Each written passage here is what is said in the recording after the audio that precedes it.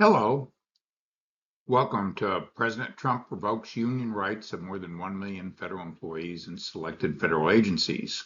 I'm Marick Masters, a professor of business emeritus, commentator, and podcaster. You can find me at my email address and YouTube channel.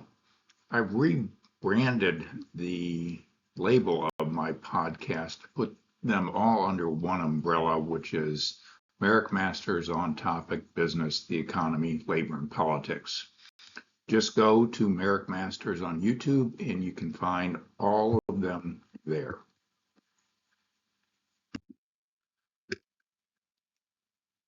The executive order issued by President Trump on March 27, 2025 really reinstituted a policy that George W. Bush began right after 9/11 to apply to selected federal agencies engaged in missions with a national security purpose, to exempt them from coverage under the Federal Service Labor Management Relations Statute, which provides for employees covered certain union bargaining and union recognition rights.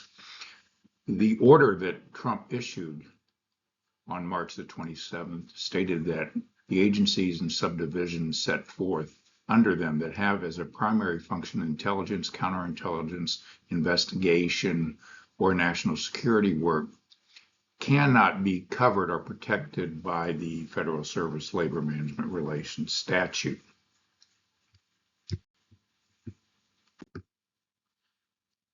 The order went on to say that where collective bargaining is incompatible with the mission of an agency within the Department of Transportation, including the Federal Aviation Administration, which includes the air traffic controllers, should not be forced to seek relief through grievances, arbitrations, and administrative proceedings, so that managers in that agency have maximum flexibility, and that the Secretary of Transportation is directed to issue orders excluding any subdivision of the Department of Transportation, including the FAA, from the Federal Service Labor Management Relations Statute coverage, or suspending any provision of that law that is inconsistent with the performance of the agency. The federal departments where most federal employees lost their union representation rights due to national security mission are listed in this table. They include, among others, the Department of Air Force, Army, Defense, Navy, Department of Justice, Department of Homeland Security, Department of Treasury, and Department of Veterans Affairs. 1,000 plus employees are affected by this revocation of union recognition and bargaining rights. The Office of Personnel Management Director has issued a guidance memorandum which says that the executive order directs that the Federal Service Labor Management Relations Statute will no longer apply to the following agencies and subdivisions collectively, which are labeled the covered agencies and subdivisions.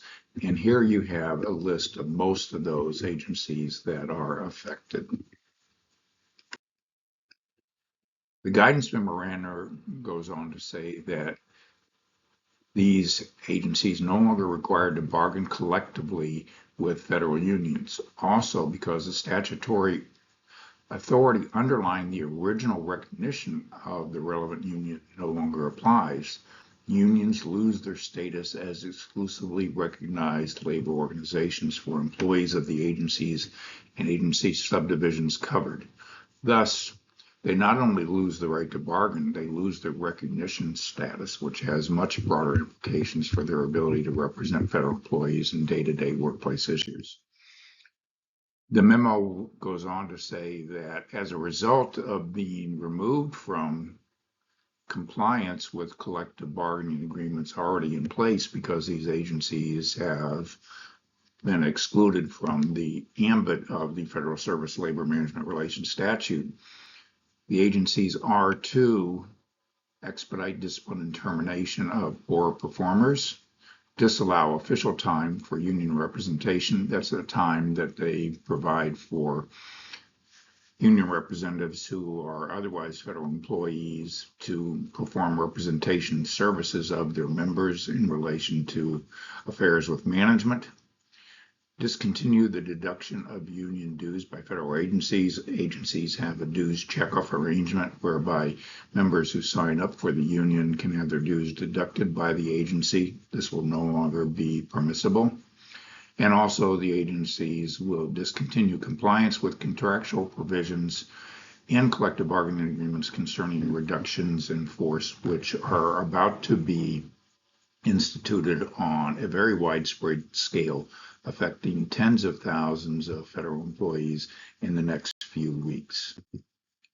I hope you've enjoyed this information update. I'll be providing more of them in the future about developments in business, the economy, labor, and politics. Thank you and have a good day.